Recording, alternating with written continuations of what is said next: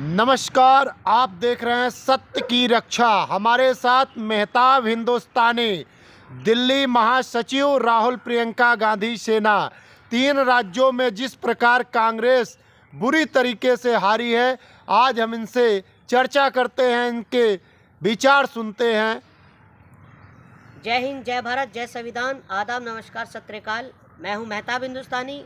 देखिए, रहा सवाल जो 5 राज्यों में चुनाव हुए हैं, हमें काफ़ी बहुमत और समर्थन मिला है हमारे देश की जनता का।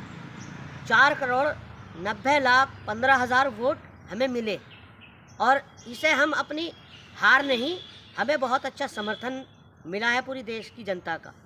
और एक बात सोचने वाली है, जैसे कि सवाल उठते रहे हैं ईवीएम पर, कहीं ना कहीं ये कांग्रेस की हार नहीं है, ये उन मजदूर की, उन किसान की, उन देश की बेटियों की हार है जो कांग्रेस से बहुत बड़ी आस लगाए हुए बैठे थे।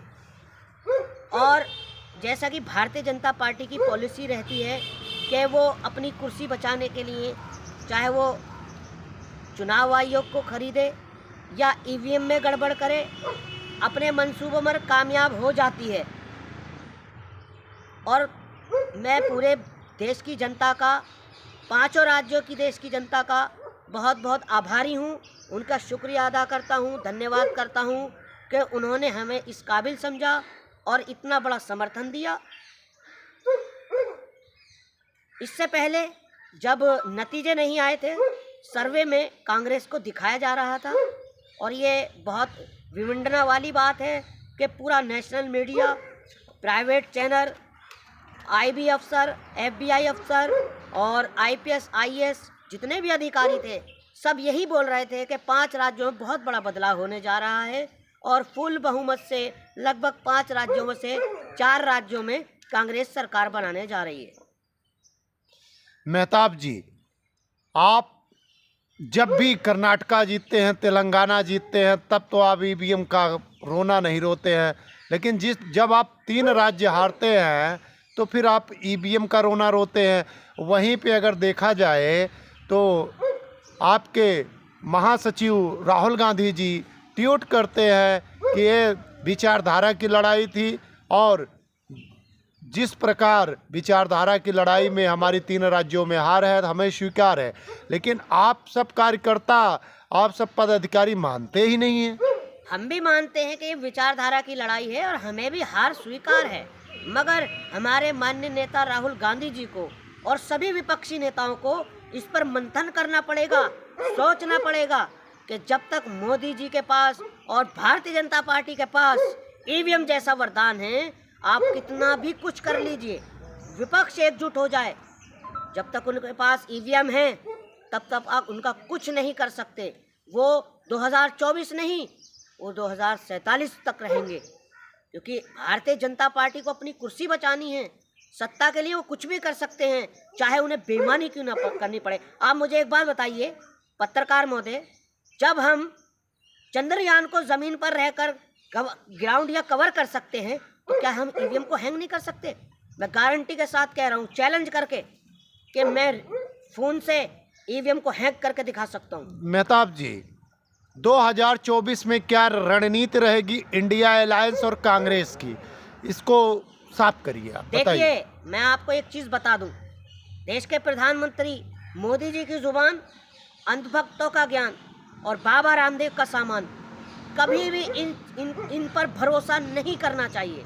आप मुझे एक बात बताइए, आपने बात छेड़ी 2024 की, अब मैं पीछे जाना चाहूँगा 2014 से पहले, जब हमारे देश के प्रधानमंत्री जी सत्ता में नहीं थे और बड़े बड़े मंच से बड़े बड़े वादे करते थे, हमारी सरकार आएगी, 2 करोड़ वर्ष नौकरियां होंगी, 100 स्मार्ट सिटी बनेंगी, हर रोज़ 100 स्मार्ट सिटी बनेंगी, आईटीआई खुलेंगे, हर राज्य में एम्स हॉस्पिटल होगा, हर बेटी आत्मनिर्भर होगी, हर बेटी की सुरक्षा होगी, हर युवा को रोजगार मिलेगा। तो आप मुझे ये बताइए, आपने नोटबंदी की, कितना फ़ायदा हुआ उससे? आपने कहा था नोटबंदी होगी तो देश का फ़ायदा होगा, काला धन आएगा, कितना आया?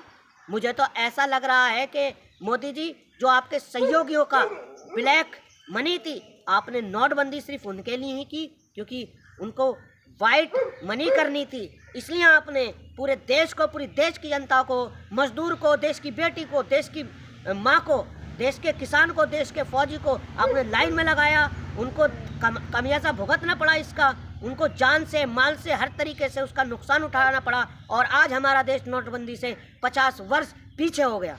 नहीं मेहताब जी, आप मोदी की गारंटियों पे देश की जनता विश्वास कर रही है, तो क्या कांग्रेस की गारंटी जो थी वो विफल होते हुए नजर आ रही है? तो 2024 में क्या कांग्रेस की गारंटी कामयाब होते हुए दिख रही है? देखिए, कांग्रेस की गारंटी ना कभी विफल है ना कभी विफल होगी। कांग्रेस की गारंटी हमेशा देश की जनता पर खरी उतरी है। अगर गारंटी फेल है तो मोदी जी की है। वो क्यों है? सिर्फ अगर गारंटी है तो ईवीएम पर है मोदी जी की। आप ब्लैक पेपर से चुनाव करा लीजिए, चैलेंज देकर सीना ठोक कर कहता हूँ, गारंटी से मैं अपनी गारंटी दे रहा हूँ। मेहताब हिंदुस्तानी, छोटा राहुल, अगर ये 100 के 100% ना हारे ना सारे राज्यों में, तो आप मेरा नाम बदल कर रख देना। नहीं मेहताब जी, चलिए ठीक है। तो ये बताइए, राजीव गांधी जी के कार्यकाल में ईवीएम मशीन हिंदुस्तान में आई और आज तरह तरह के विपक्ष पार्टी हमेशा ईवीएम पे सवाल खड़े करते रहते हैं, तो लेकिन ये ना तो इसके लिए कोई प्रोटेस्ट करते हैं, ना कोई आपके राष्ट्रीय अध्यक्ष माननीय खड़गे जी, ना तो किसी भी इंडिया अलायंस के राष्ट्रीय अध्यक्ष आकर सामने इस पे बोलना पसंद करते हैं। तो आप सब इतना ईवीएम का लिए सवाल क्यों उठाते रहते हैं? देखिए, चुनाव आयोग को 21,000 कंप्लेंट है चुनाव आयोग को पहुंची हुई है, जिस पर संज्ञान लिया है अब सुप्रीम कोर्ट ने। हमारे चीफ जस्टिस, वरिष्ठ चीफ जस्टिस DY चंद्रचूड़, मैं मानता हूं कि भगवान ने, ईश्वर ने, अल्लाह ने उनको एक फरिश्ता बना के उतारा है जनता के बीच में। और मैं सिर्फ हाथ जोड़कर यही विनती करूंगा, मैं आपका छोटा भाई हूं या बेटा मान लीजिए, कि अगर आपको देश को बचाना है और देश की बेटी को बचाना है, देश के लोकतंत्र को बचाना है और देश के संविधान को बचाना है, तो आप जाते जाते आपका जो कार्यकाल है 2024 तक, लास्ट तक है, बस आप इतना कर जाएं कि ईवीएम पर बैन लगा जाए, वरना ये देश को खोखला कर देंगे, देश को बहुत पीछे कर देंगे। मेहताब हिंदुस्तानी जी, आप 2024 में किन गारंटियों के साथ जनता के सामने उतरने का कोशिश करेंगे? देखिए, कांग्रेस पार्टी हर उस बेरोजगार युवा के साथ खड़ी है, हर उस पीड़ित बेटी के साथ खड़ी है, हर उस किसान के साथ खड़ी है जिसकी आय दुगनी नहीं हुई, हर उस माँ के साथ खड़ी है जिनकी पेंशन दुगनी नहीं हुई, हर उस फौजी के साथ खड़ी है जो 1 रैंक 1 पेंशन की मांग कर रहा है।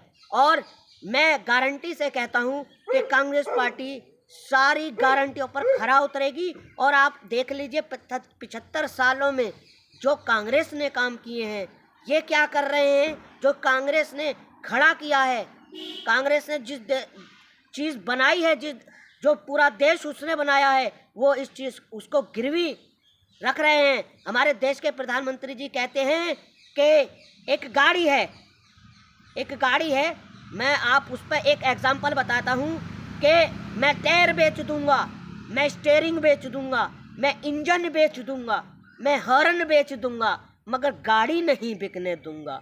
तो भैया फिर बचा क्या? आप मुझे ये बताइए। आप कांग्रेस की जो पॉलिसी है उनको प्राइवेट कर रहे हैं। ये भारतीय जनता पार्टी की और RSS की बहुत बड़ी साजिश है। ये RSS के जो लोग हैं उनको प्राइवेट, सारा प्राइवेट करे दे रहे हैं और उनकी भर्तियां कर रहे हैं।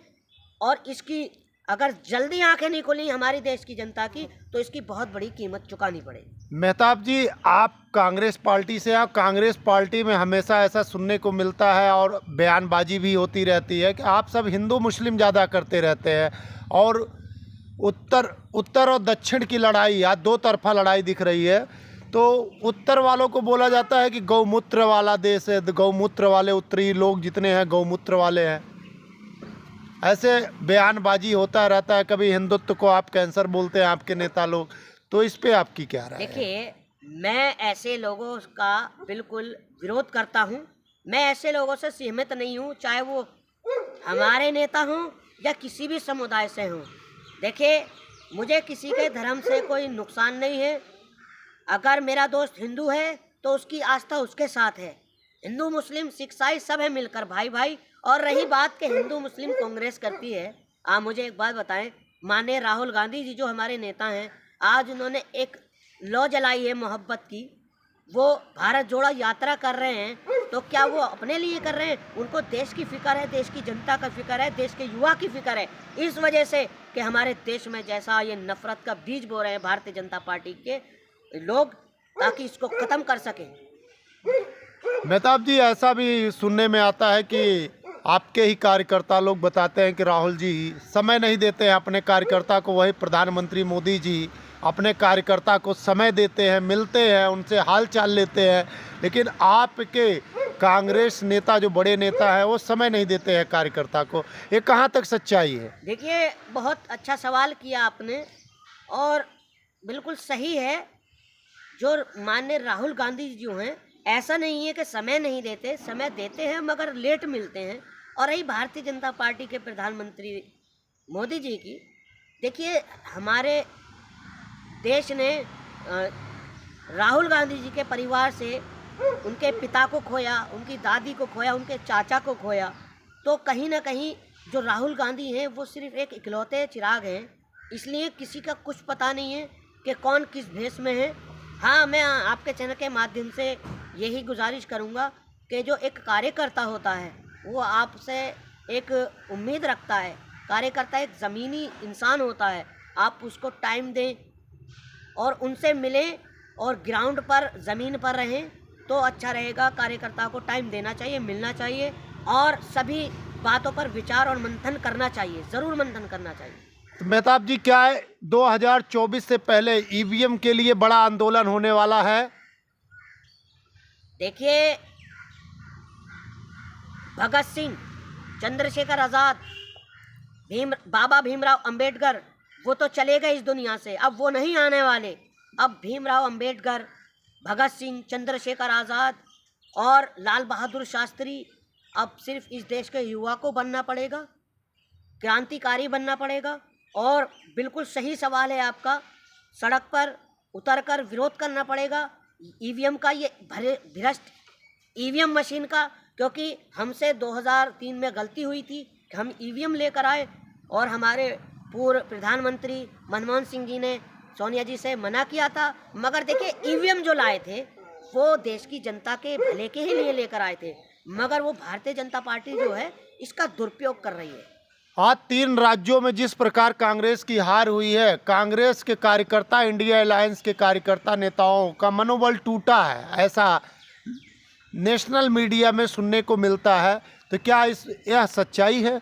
इस पे आपका क्या संदेश है मेहताब जी, स्पष्ट करिए। नेशनल मीडिया और जो गोदी मीडिया है, मोदी मीडिया, मैं उसको सिर्फ यही संदेश देना चाहूँगा कि आप ये मत सोचिए कि कांग्रेस कार्यकर्ताओं का मनोबल टूटा है, ऐसा कोई चीज़ नहीं है। हमारा मनोबल कल भी ऊपर था, आज भी ऊपर है और हमेशा रहेगा।